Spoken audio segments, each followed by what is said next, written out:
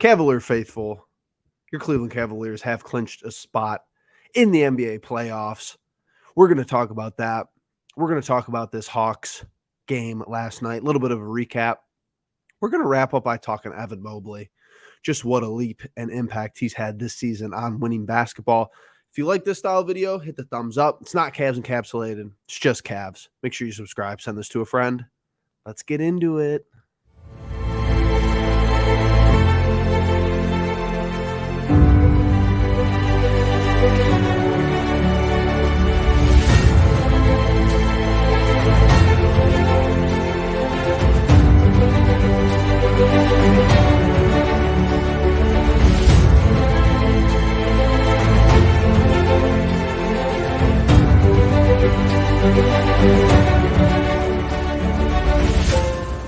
Mitchell, followed by Tari Eason, the rookie out of LSU. He'll stop, he'll fire, and he'll hit as the Cavaliers.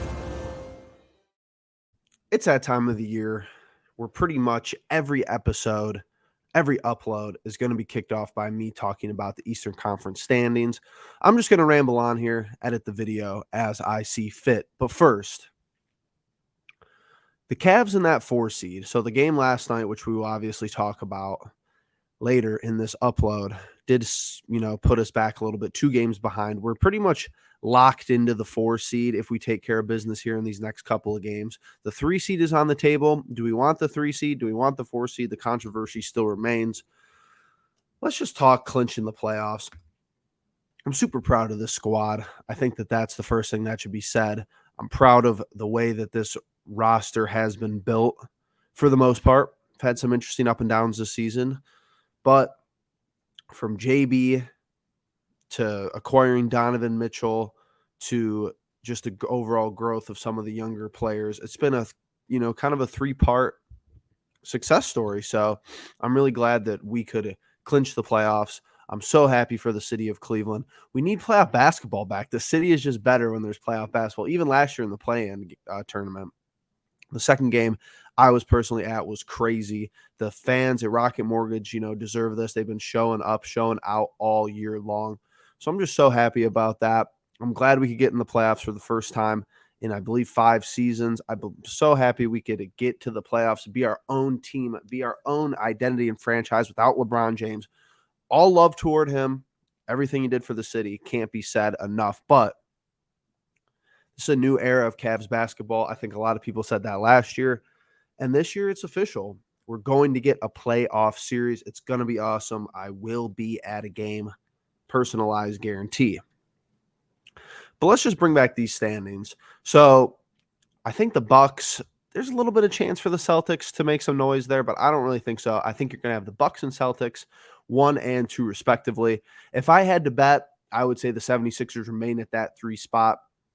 Your Cleveland Cavaliers remain at that 4 spot. And then this, interestingly enough, kind of shakes out how it may. Either we'll get the Nets or the Knicks, and likely the Knicks. I think that's just how the narrative shakes out to be. Yeah, I just think that's how it's going to go. Objective number 1 this year was to get a playoff series. So that's perfect. That's a good goal to tick off. But I think we're at the point of the year where winning a playoff series, that's goal number 1. That's if we reset the goals. Okay, we've already beat goal number 1 of the regular season, clinch a playoff series. Now, if you look into the postseason, we're not satisfied. We don't want to just be here. We want to dance a little bit. Let's get past that first round, and then anything can happen. Point number 2 that we're going to talk about today, that's going to be a little bit of a recap of last night's game. We're down to a minute 3. Everybody standing at State Farm. DeJounte from 15. Game 120-118 Cavalier defeat. Atlanta always plays this good. I know that we're missing Jarrett Allen. That's going to be the big point. You have to get 13 minutes out of Diakite. You get 41 minutes out of Lamar Stevens with the absence of Okoro as well. 12 minutes out of Osman. And then the normal minutes from the rest of the crew. What was a little bit startling about this game, is that you get 71 points from Mitchell and Garland from your guard duo, and you get 20 and 15 from Mobley, and you still lose. I think if you just look at this box score, the final score indicates how valuable Jarrett Allen is to this squad defensively. I hate to break it to fans, but and I don't think this is some flashing, news flash, but we're not going to win games if we give up 120. We have scoring threats that could get us, to win some games, but it's not something that we want to hang our hat on. We hang our hat on defense, Mobley and Allen in the middle, and have good, decent to good guard play. People buying in. I think you've seen that from Donovan Mitchell all year. I think you've seen Darius Garland be somewhat of a decent, scrappy defender. Ricky Rubio also provides that for you along with Lamar Stevens, but we just, had too much of a hole here out of that second quarter. You give up 35 in the second quarter, you give up 35 in the third quarter, and you actually play really good defense for the most part in the first and fourth quarter, and it's just not enough to get the job done. Another incredible performance from Donovan Mitchell. If you look over on the Hawks side of the ledger, funnily enough, really good defensive night against Trae Young. That can't be overstated, but DeJounte Murray kills you, and they just have balanced scores. Saddiq Bey, an interesting addition to their team. He could hit threes when necessary, but Collins with 12, Capella with 12, I think we handle them with Jarrett Allen. Capella and Collins is a little bit too much for young Evan Mobley to dominate all by himself, even though he did play extremely well. He played good enough for us to win. It just makes a huge hell of a load of difference when Jarrett Allen is in the center of that defense. Okongwu kills us every time. Okongwu, shout out to Logan, is a new Cavalier killer.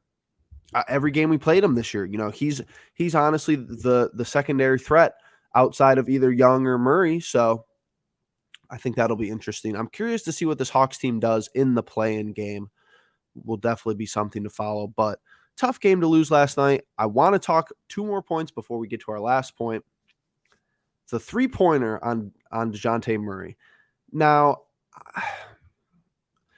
I get it. Challenges are hard to win in the NBA. I don't think that was a challenge you were ever going to win. I'll give JB credit because he at least used it. A lot of nights he doesn't use it, and it's just use it. I don't understand. Oh, you lose a timeout. Okay, use it in the first half. Oh, well, then you won't have for the second half. Don't go into the locker room with it, though. It's so bothersome. I think it's coaching malpractice.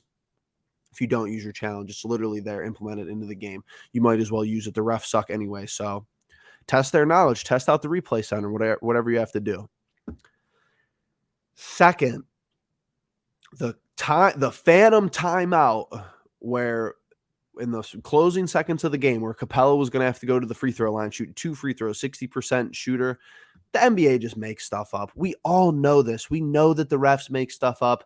They go into this, transition period where it's going to be foul shots. Now it's a timeout. Atlanta has a timeout. You can't retroactively call a timeout. I think they literally went over to Quinn Snyder and was like, hey, do you want a timeout? Totally changes the whole perspective of the game, that and the 3-pointer.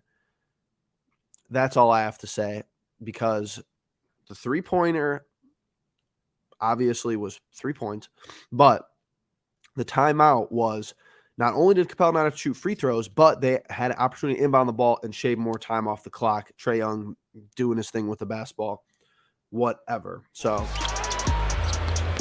great feet ahead for Mobley the stuff. And Billy Donovan has seen enough. 1:12 into this. All right, last topic I'm going to talk about today in this upload is Evan Mobley. Earlier in the year, it was a little bit shaky as far as is he taking the leap necessary that we thought he was going to. At this point, it's official. I think he's one of the best defenders in the National Basketball Association. I think he should be Defensive Player of the Year. Call me a homer. That's fine. 16.4 points per game, 9 rebounds, and 2.8 assists. And what I really got on him for at the beginning of the year and in the offseason is that he has to rebound at a high level. I get Jarrett Allen, is walking double-double, but Mobley had to be that. Top 3 overall pick, certified unicorn, and almost at 3 assists a game for a 7-footer. His passing just isn't talked about enough. He's a very serviceable passer. Big-to-big passing is something we do really, really well in Cleveland. The 3-point percentage, I think we had some different expectations with Mobley. I think the leap that everybody wanted to see was, okay, maybe he'll get to close to a 30% three-point shooter. That hasn't been the case. Honestly, that's been fine. That's something that could come along. That's something that could get better, along with the free throw shooting percentage of 67.3%. If he shoots 80% from the free throw line for his career, 75%, he's going to be a Hall of Famer. That's all I have to say. I think there's a really good chance he has a Hall of Famer, even with those low free throw, shooting numbers. But that's a big one because if he gets to that point where he's extremely dominant down low, people are just going to foul him, and it's going to be a viable strategy at that clip of free throw shooting percentage. Obviously, his longevity and being able to play a lot of minutes per game has been helpful for this team. The defense is there. We all know that. He's an elite defender in the NBA. There's no other argument any other way. And he shows these flashes of these handles where he looks like he's dribbling like a point guard. He pulls up mid-range like a three guard, like a shooter. And we know he could run the floor as good with anybody in the NBA for his height. He could go coast to coast, dribble the basketball, block you on one end, pick up the ball, run and dunk. So I've been thrilled with Evan Mobley. I think he's the key to this franchise success. I love Donovan Mitchell. I love Darius Garland. I love Jarrett Allen. But if Mobley is our best player on the court at a high level, like a playoff series like 20-10, like 22-10, which is asking a lot because he's not going to get the ball as much with Donovan Darius on the court, obviously. But I think he could take us the furthest as far as both sides of the floor impact. You have to play stingy defense in the playoffs. You have to make sure that the middle of the floor is clogged up and congested. And Evan Mobley does just that. You saw it last night in the Atlanta game. Steps up, shows out great without Jarrett Allen. Not enough to get the job done, but he played as best as he could last night. With that all being said, we're going to wrap up this upload. Like I said at the top of the video, if you like this style, make sure that you hit the like button, hit that subscribe button if you don't already. Make sure you turn on bell notifications so you never miss an upload. And we'll see you guys in the next one. Peace.